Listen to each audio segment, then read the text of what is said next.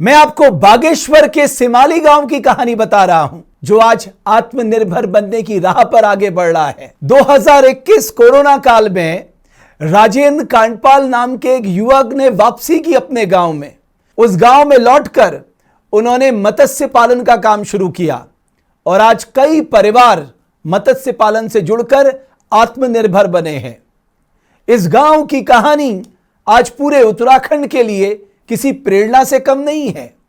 आप सोचिए, सरकारी योजनाओं का फायदा उठाकर अगर हम सब मिलकर अपने उत्तराखंड में स्वरोजगार और आजीविका के लिए काम करें, यकीन मानिए हम देवभूमि उत्तराखंड की तस्वीर और तकदीर बदल सकते हैं। राजेंद्र कांडपाल ने यह करके दिखाया है और मेरे साथ सिमाली गांव से जुड़ रहे हैं राजेंद्र भाई। राजेंद्र भाई, बहुत आभार, बहुत अभिनंदन और आपको बहुत बधाई। आपने न सिर्फ अपने लिए सोचा, आपने अपने गांव के लिए भी सोचा। सबसे खुशी की बात यह है, मैं कहता हूं अपने लिए मत सोचो, आप दूसरों के जीवन में क्या खुशी ला सकते हो, क्या बदलाव ला सकते हो, वो महत्वपूर्ण है। जरा बताइए ना अपनी जर्नी के बारे में, कैसे शुरुआत हुई आत्मनिर्भर बनने की। नमस्कार सर, मैं राजेंद्र कांडपाल, गांव सिमाली से। शुरुआत में कोरोना टाइम में जब जॉब कर रहा था, फिर जॉब वॉब का कोई स्कोप नहीं रहा तो मैं छोड़ छाड़ के घर आ गया था। फिर घर आने के कुछ समय बाद एहसास हुआ कि हमें खुद का ही कुछ सेटअप पहाड़ में देखना चाहिए, हमें कुछ करना चाहिए। तो हमारे वहाँ पानी की उपयुक्त सुविधा है, तो उसको ध्यान में रखते हुए आइडिया आया कि मत्स्य पालन किया जाए।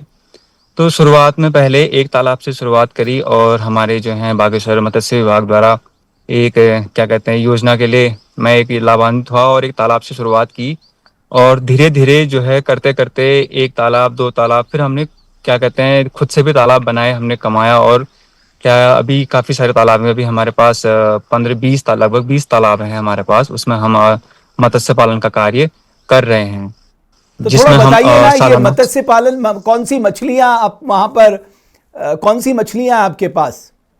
जी सर, हमारे पास IMC वाली मछलियां हैं, जैसे grass carp, common carp, silver carp और ब्लैक कार्प। इस तरीके से हमारे पास मछलियां हैं और साथ में हम पंगेसिस भी करते हैं, जैसे पंगास हो गया, और तिलापिया का भी पालन करते हैं सर। हमारे लिए सबसे बड़ा चैलेंज जो होता है, पहाड़ के लोगों के लिए मार्केट सबसे बड़ा चैलेंज रहता है।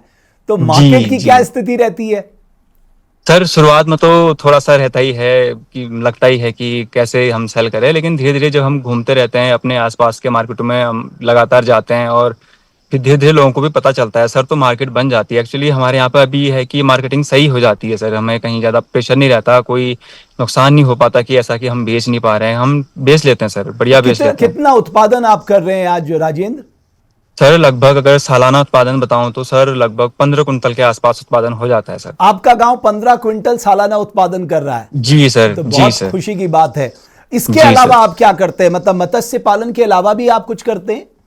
जी सर, सर मत्स्य पालन के अलावा हम ये एग्रीकल्चर, बागानी, सब्जी उत्पादन, इस तरीके से भी काम करते हैं। और इसको भी बाजार मिल रहा है? जी सर, मतलब एग्रीकल्चर का भी काम करते हैं और साथ में एक्वाकल्चर का भी काम करते हैं। जी सर। तो थोड़ा ये बताइए, आपने तो होटल मैनेजमेंट की डिग्री ली थी। जी जी तो सर। 1 साल नौकरी भी की? हाँ सर, तो आनंद कहाँ ज्यादा है? आनंद कहाँ ज्यादा है? क्योंकि हमारे तो ज्यादातर लोग होटल्स में काम करते हैं। सर आनंद एक्चुअली सर अपना खुद का काम करने में जो आनंद है, जो अभी एक सेल्फ डिपेंड वाली फीलिंग आती है सर, अच्छा लगता है सर। जी। तो थोड़ा अभी लोग पूछेंगे, जब आप इतने समय से काम कर रहे हैं तो सबके मन में ये भाव रहता है कि भाई कमाई कितनी हो रही है।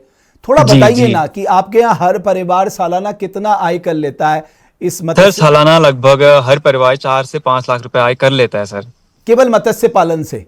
जी सर, मत्स्य पालन से सर। जी। तो आपको लगता है कि जिन गांव में पानी बड़ी मात्रा पे उपलब्ध है, जी, उन्हें इस तरफ सोचना चाहिए और सरकार की योजनाओं का फायदा उठाना चाहिए? जी सर, आपने बहुत सही बात की सर, बिल्कुल सोचना चाहिए सर। इसमें बहुत ज्यादा एक्चुअली मेहनत भी बहुत ज्यादा नहीं है, इसमें ठीक ठाक मेहनत अपना सही टाइम देकर, कम समय और सही टाइम देकर सही मुनाफा लिया जा सकता है सर।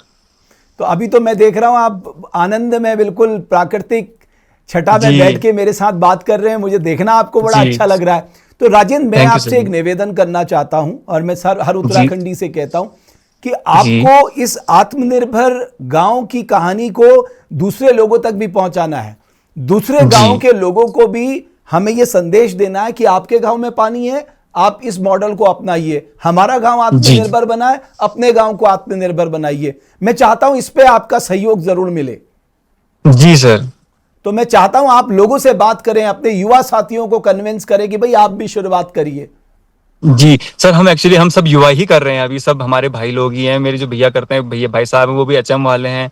एक हमारे यहाँ ताऊ जी हैं, उन्होंने हमें देखा, पहले हमें देख के उनके लगा कि यार ये सही कर रहे हैं, तो उन्होंने भी फिर करने लग गए वो। तो इस तरीके से देख देख के भी हुआ थोड़ा। तो, जी सर, हुआ सर, इस तरीके से हुआ सर। पहले मैं ही था, फिर धीरे धीरे अभी हम 4-5 लोग, हमारी 4-5 फैमिलियां जो हैं अच्छी तरीके से मत्स्य पालन कर रहे हैं सर। और मैं चाहता हूं और गांव तक भी ये संदेश जाए, वहां के लोग भी शुरू करें। अगर पानी की उपलब्धता है फिर तो कोई दिक्कत ही नहीं है।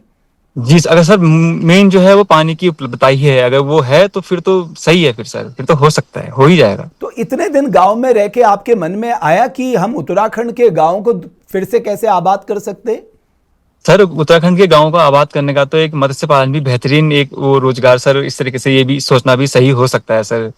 जी चलिए राजेंद्र, साथ में बागानी भी की जा सकती है, इस तरीके से अन्य अपने जितने हैं सब इक्विपमेंट यूज करके सर हो सकता है सर। बिल्कुल, आप मत्स्य पालन भी करिए, उसके साथ साथ कुछ और भी काम करिए। जी सर, सब्जी उत्पादन भी कीजिए। एक जगह नुकसान हो जाए, हम तो चाहेंगे कभी ना हो, लेकिन अगर हो जाए तो दूसरी जगह से उसकी भरपाई हो जाए। जी सर, अक्सर नुकसान वाली बात है, बस कभी कभी जैसे बारिश ज्यादा हो जाती है या कभी बारिश के दिन में लगातार बारिश हो जाती है, तो उन दिनों थोड़ा ध्यान रखना पड़ता है। बस उन्हीं दिनों का हो रहता है मेन हमारा, बाकी और टाइम तो फिर ठीक ठाक ही रहता है सर, ज्यादा टाइम नहीं देना पड़ता। तो सिमाली गांव के लोग अब खुश हैं, मतलब तुम्हारा आना उनके लिए बहुत अच्छा रहा। सर लगता तो है सर, ऐसा ही लगता है। लेकिन राजेंद्र, मुझे बहुत खुशी हुई, आप जैसे युवा हमारी उम्मीद है, हमारे लिए प्रेरणा है। और मैं चाहता हूं जो लोगों के पास पानी की उपलब्धता हो, सरकार की योजनाएं हैं, उनका फायदा उठाइए और आप भी आत्मनिर्भर बनने के क्षेत्र में आगे बढ़िए। जब तक हम कर्मशील नहीं बनेंगे, जब तक हमारे अंदर एक ऐसी ऊर्जा नहीं होगी जिसको हम सकारात्मक ऊर्जा कहते हैं, हमें नकारात्मकता से बाहर आना पड़ेगा। अगर हमें नेगेटिविटी से लड़ाई लड़नी है तो उसका एक ही जवाब है, वो पॉजिटिविटी है, वो सकारात्मकता है, और वो हमारे गांव में कूट कूट के भरी है। बशर्त है हमें एकजुट होकर उत्तराखंड के लिए काम करना है। बहुत धन्यवाद राजेंद्र, मेरी बहुत शुभकामनाएं हैं। कभी मौका लगा आपके गांव के दर्शन करूंगा, आपके आत्मनिर्भर गांव के दर्शन करूंगा। जी सर, बिल्कुल। बहुत धन्यवाद आपका। तो आपने देखा सिमाली गांव बागेश्वर का कैसे आत्मनिर्भर बना, एक युवा के लौटने से वहां कितनों को प्रेरणा मिली। हम जो ये स्टोरीज दिखाते हैं ना, उसके पीछे सिर्फ एक ही उद्देश्य है कि आप सब लोगों के अंदर एक प्रेरणा का भाव जागे, आप सबके भीतर एक ऐसा भाव आए कि हमें देवभूमि में रहकर अपने देवभूमि को आगे ले जाना है, अपनी देवभूमि को आगे बढ़ाना है। यही स्वरोजगार के नए नए साधन उपलब्ध करने हैं जो हमें प्रकृति ने दिया है, उसका उपयोग करके हमें आगे बढ़ना है। तभी हम उत्तराखंड को सक्षम, सशक्त और खुशहाल बना सकते हैं। बहुत धन्यवाद आपका।